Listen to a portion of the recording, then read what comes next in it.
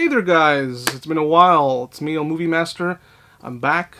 I had put a hiatus on my channel for a little while because of my... So, I want to explain. I own too many movies. I don't think any collector out there is going to say this, but, you know, it gets to the point... Hold on, I'm a little crooked here. Let me fix that there. Where you have too many movies, and it gets overwhelming. So, and that's what this video is going to be about. I'm going to talk to you guys about 10 things to avoid as a movie collector, so you don't make the mistakes that I've made. And mind you, this is just free advice. Don't take this so seriously. If you don't, I'm not trying to be anyone's dad and saying, "Hey, son, you're doing the wrong thing. You fix your life." No, I'm just. This is just stuff that's happened to me, and I'm pretty sure maybe some of you can relate to this. So I'm gonna go right into the list. By the way, I will be sharing the collection eventually once I feel it's a collection, because at the moment it just feels like stuff that I've hoarded. I don't feel it's a reflection of myself. It just feels like stuff that I've accumulated because, hey, it was $1. Hey, I got it for free, so who gives, right? But I started noticing when I was sharing my action movie collection that there's a lot of stuff that I have that I don't necessarily want anymore. So I might review them in the future for my second channel. That's another thing I wanted to mention. If you haven't subscribed yet, please subscribe to my second channel. I'm going to leave that on the description down below. I've done the latest video for that channel. It's called Nobody, the movie Nobody, with Bob Odenkirk. Great movie. If you like John Wick, The Equalizer, movies like that, you're going to like Nobody. So that video took a little while to do, and it was fun making it. So fortunately, I just don't have as much time as I would like. I have 2 jobs, and trying to find time to edit videos is a little bit hectic. But I don't want to make promises as to when you're going to be seeing videos. If you see them, be happy that they're there, because I probably got some time to film and edit. But most of the time, it's kind of like I don't have time, and whenever I do get off work very, very late, I get home and I'm just like exhausted. So, but anyway, I'm going to start with the list. These are 10 things to avoid as a collector. And, also, I will be sharing the other things that I'm going to be sharing in my collection are the box sets that are near me. Those I will be sharing because those I'm going to be keeping. I don't see myself getting rid of box sets. But other individual movies, as I start watching them and realizing what I want to keep and what not want to keep, then, I'll get rid of and I'll be able to let go. So these are the 10 things to avoid. Number 10 is something that I'm going to be talking about in a separate video in length, because it's something that I thought was a myth. I didn't think this was going to happen to me, but it happened, and I hate it. And I'm pretty sure some of you have had this happen to you, and you don't want to say it. It's like a silent thing in the collecting community, I guess. And that is disc rot. Not checking your movies for disc rot. Don't make this mistake. Don't think that because you have your movies all in a nice case and they're all in a controlled environment that they're okay. There's some movies, and it has nothing to do with the way you're taken care of. It's just bad manufacturing. Movies are made, in an assembly line, and there's some movies, especially early movies from Lionsgate, like their Blu-rays, like movies like Rambo, Cujo, Lord of War, The First Punisher, American Psycho. I got all these movies at the beginning of Blu-ray. And unfortunately, they don't work anymore. I had to replace some of them, and others I can't find yet, because I'm trying to find a transfer that looks just like the one that I got when I first purchased the movie. Perfect example is Cujo. Cujo got a re-release by a company called Olive Films, and it doesn't have the same transfer as the one that was released by Lionsgate. The one from Lionsgate looks really crisp, and the one re-release, which is like a 35th anniversary or something like that, doesn't look the same. So I have to hold on buying it. So it sucks. It really does. So that's a mistake. Don't think that just because your movies are in a nice case, like I said, it happens. I'm going to be talking about it in more length in another video, and I'll be mentioning all the companies that I know have problems with disc rot. And it's not just with movies, it's with music, it's with games. If you have Sega CD, the early PlayStation games, GameCube, there's a lot of them that just decided to die off. I'm starting to think, like, that VHS tapes are more durable and stronger than DVD. It's just the case, 'cause I have VHS from like 40 years ago. That the original Star Wars still plays perfectly fine, no problems. But I have movies that I bought only 5 years ago and they're having problems. That's crazy. So yeah, check your movies. Don't make the mistake of thinking that your movies are fine. I'm pretty sure most of them are fine, but there are some discs that will have their problems. So occasionally, look through your collection, check in forums and online to see which movies are having these problems. So there you go. Next on the list, number 9, is not organizing your collection. So, a long time ago, I don't do this mistake anymore. For the most part, I have my movies organized in alphabetical order. And I'm not here to tell you how to organize your movies. If you want to do by category, if you want to do by color, whatever works for you. Or if you want to use an app to help you organize your collection, hey, whatever works. But don't be disorganized. I still have this problem in a certain degree because I have a lot of stuff that I've accumulated, and I'm going to be talking about that later in the list. But for the most part, everything that's here, for the most part, it's all in order. It's all in alphabetical order. So I can easily find it. But I used to be, and I'm still pretty lazy, where I'll buy stuff and it just goes in a pack. It goes in a stack of stuff that I'm going to watch. And I forget, and I think, oh, it's probably here. I didn't organize it. Always organize your stuff. It's going to make your life a lot easier. So, yeah. Number 8. This is something that I spoke about in another video. Paying full price for movies. I get it. You want the movie right away. You think you're not going to find it. Especially with companies like Kino Lorber and Vinegar Syndrome. I see a lot of people paying full price. And if you have the money, hey, go for it. Do your thing. Even with movies, companies that are not as popular, I see people buying it right away. And I used to be this person. Years back when Anchor Bay was, I say that Anchor Bay was the shout factory of its time. They released all these horror movies that I like, and I bought them right when they came out. And a lot of the movies, now have been re-released by other companies with better features, better transfers. And of course, how would I have known that there would have been better quality? But the thing is that you see something and you think you're never going to find it for a better price. The truth is, especially today, physical media, while I don't think it's dying, it is on the decline, and it is something that you can easily find for a better price, if you just wait. Good things come to those who wait. I believe in that saying. So yeah, don't pay full price. So this is something that I don't do anymore, but I've used to do, is upgrading the movies. Like, I don't like upgrading and double dipping. I do it every now and then when the transfer is very good. Like, if I have a DVD like, for example, The Abyss. That movie has terrible quality. It's one of the early DVDs where it's not even anamorphic. So even if a Blu-ray came around, I'll probably buy it because it's going to have a great transfer and it's probably going to have a lot of features. So, but what I mean is upgrading movies, movies that, you probably already own, and they release a new transfer on Blu-ray or 4K, and you don't do your research. You don't go to Blu-ray.com. You don't go to High Def Digest or any of these other websites that give you details on the transfer of the movie. I used to make this mistake. The last time I made this mistake was probably over 10 years ago. And it was with the movie Predator. Predator had been re-released on Blu-ray, and it was called the Ultimate Hunter Edition. And I bought it, and I paid full price for it. I don't even want to mention how much I paid at the time. But the quality looked like shit. It looked awful. What they did at the time was they did something what's called DNR, which is removing the noise from the footage, because the movie had a lot of grain. And it was supposed to look like that. John McTiernan mentioned that's how the movie's supposed to look. But, they wanted to make it really crisp. And everyone looked like they had like a bunch of Vaseline all over their face. Like, they all looked like they had baby oil. It looks terrible. It's one of the worst transfers. But I had not done my research. I just bought it.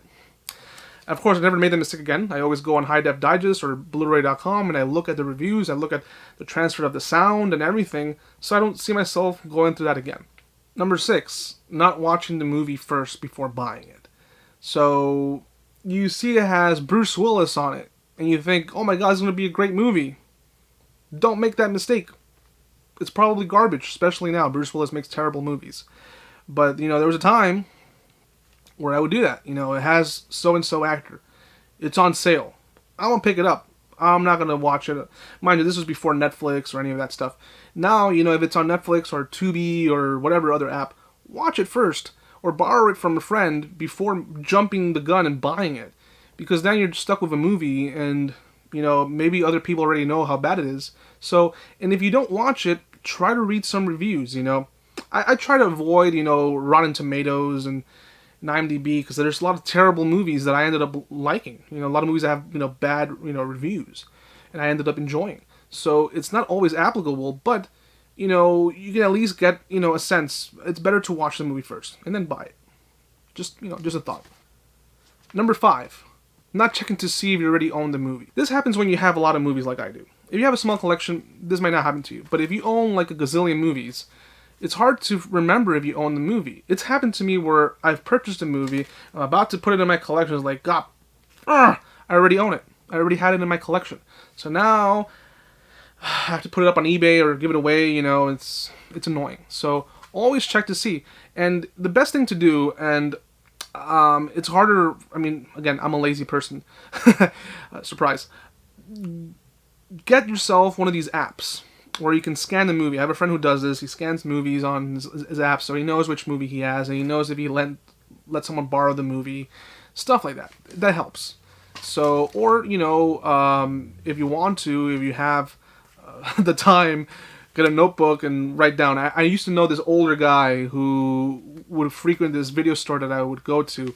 He had like 5 notebooks, and they were all handwritten, really nice handwriting, and he knew which movie he had, and he knew which movie he got rid of. So I did it the old-fashioned way. I would not be able to do that. My hand would get tired.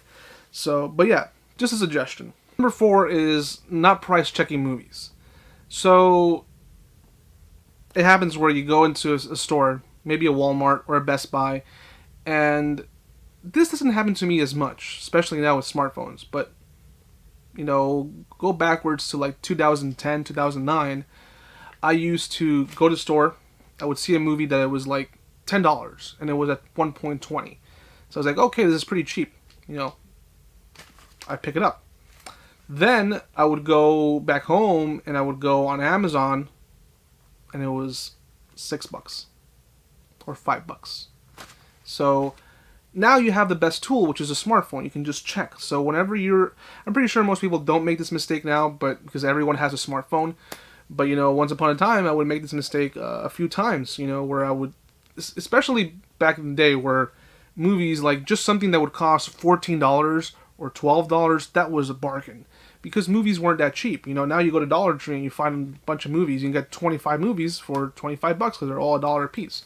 So, but yeah. Next one is number 5. This applies more when you're going buy movies in a physical store. And it even happens when you're buying them online, and I'll explain both. Not checking the disc. So, of course, when I go to a thrift store, Salvation Army, any of these, secondhand stores, I check to see if the disc is scratched. I don't want to buy something that's scratched is not going to work. But when I used to go to FYE, especially when they sold their used stuff, and I used to work for them many years ago, we had to check all the discs. And there's some people who were lazy and they would not check the disc and they would just buy it and sell it. So whenever you go to places like that, like FYE, which there are not many of them around, or any other store, always check your disc. Always check to see if it's scratched or if it has disc rot. Always do that. And keep your receipt. That's another thing that I would add. Keep the receipt in case you have to return it. And check the return policy. And when it comes to online, it's hard to check the disc because you can't. You have to wait until it arrives. So what I would do is always check the seller rating. Anything below 96, 97, I don't buy from them. And I look at their return policy, if they allow returns. Because there's some sellers who are like, all sales final, you can't return shit. So, yeah. Number 2. Buying incomplete collections. So no one can tell the future. No one's Nostradamus. You never know how many sequels are going to release. And I always say you should be the one dictating when you want to stop.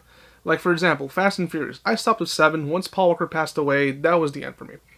But let's say you're someone who wants to collect all the movies. If you bought that collection that came out around 2013, that looked like a wheel, that had the first 5 movies, Guess what? That was not a complete collection. They ended up releasing part 6, part 7, part 8, 9, 10, whatever. So, and every year they know that people are impatient. So they keep releasing collector's box sets, knowing that people are going to get rid of the other one to buy the other one. Get rid of the other one to buy the other one, and so forth and so forth. So just wait until they've released all the movies, or at least where you feel content and say, you know what, I'm okay with the first 5 movies, and I don't want to watch anything after that. But if you're the person that buys that box set, and then sees himself, oh crap, now I have to buy the collection that brings all 6. Sounds kind of silly, right? So that's what I think. But number 1 is the big thing that I personally still have problems to this day. I don't like double dipping, and I say I'm frugal for the most part. However, I get this like urge, whenever I see something on sale. Whenever I go to Dollar Tree, everything's $1. I'm still like, woo! I go crazy when I find out everything is just $1. So I'll come out of Dollar Tree and I stop making these videos, and I'll probably not make them for a long time. I'll come out with like, a big stack, of movies. I'll come out with like, a bunch of movies, from Dollar Tree, and you make the excuse that it's only $1. Hey, it's a bad movie, but at least it's $1. So, but I can't keep doing that. It's ridiculous. I don't think that everything is a deal. Some things are just actually worth that price. A lot of those bad movies are actually worth $1. It's just the truth. Once upon a time, even bad movies were expensive. But that's not the case anymore. Movie Stop's gone, Blockbuster's gone, all these places are gone. And the only places where you can buy physical media is Dollar Tree, some thrift stores, and FYE. And I rarely go to FYE because it's super expensive. And I used to work there. So, but no, yeah, like not everything is a deal. Seriously, like I can't count how many times I've gone out to Dollar Tree and I'm saying I'm only going to record and I'm not going to buy anything. That's BS. I ended up coming home with like 20 titles, and most of them are trashy horror movies. And as punishment to myself, I'm going to review them. I'm not going to throw them away right away. I'm going to actually review them. I'm going to try to find the time to watch them and review them for Dumb Down. So that's another thing I wanted to mention. And like I said already, I'm going to try to dedicate time to both channels to the best of my ability. Because if I look a little, tired, and I look like I had probably 5 coffees, because I look tired and energetic at the same time, is because I had a bunch of coffee and Coke. Not that Coke, regular Coca-Cola. I don't do drugs. Say no to drugs. So what I was gonna say was, yeah, with 2 jobs, it gets a little hectic to do a bunch of videos, but I'm trying my best.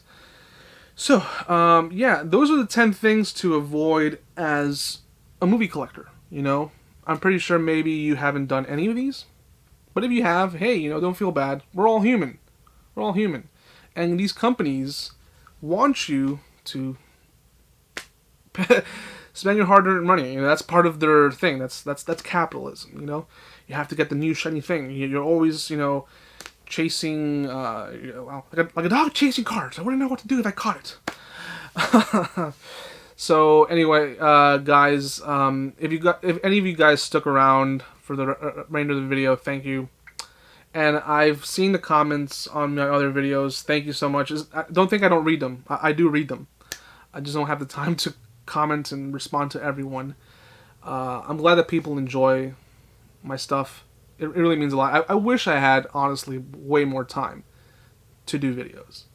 I know that the secret ingredient to making it on YouTube is to be consistent, to make videos, and doing as much as you can, But it's just life, You have responsibilities as an adult. When you're, even though deep down inside I'm still a kid, but as an adult, you have a lot more stuff going on, So it gets a little more complicated. But anyway, I'll try to, like I said, I'll try to, make videos as often as I can. I can't promise anything, if, like I said, if you see 1-2 videos a week, hey, great, I'll try not to disappear. But you'll probably see more videos, than usual. And also check Dumb Down. You know, Dumb Down is something that I'll be honest, I have a lot more fun doing. It's great because it gives the opportunity to put work into the movies that I've watched. So I'm not just, sitting down lazily like this, watching a movie. I'm actually, watching it and taking notes. And I don't know why I'm using a screwdriver as a pen. But anyway, yeah, I'm taking notes while I'm watching it. So, and then I have to record and edit and, put it up on YouTube. And hopefully people will watch it. And if they don't, that's okay. At least I know that I put my hard work into it. Anyway, guys, I hope you enjoyed this video. The next video will be showing you guys the box sets that I am going to share with you guys. Yeah, the box sets I'm going to share because those I know I'm going to keep. But outside of that, I'll be doing also a video on disc rot. Because I know that people have movies that they don't they don't want to check, and there's a lot of companies that have had problems. And I've done a lot of research on that topic. So I want to do a video on that. And I'll be mentioning the companies that have had problems and the ones to avoid and which releases to buy. So that way you can at least know which movies are safe and which are not. So, yeah. Anyway, guys, thank you for watching.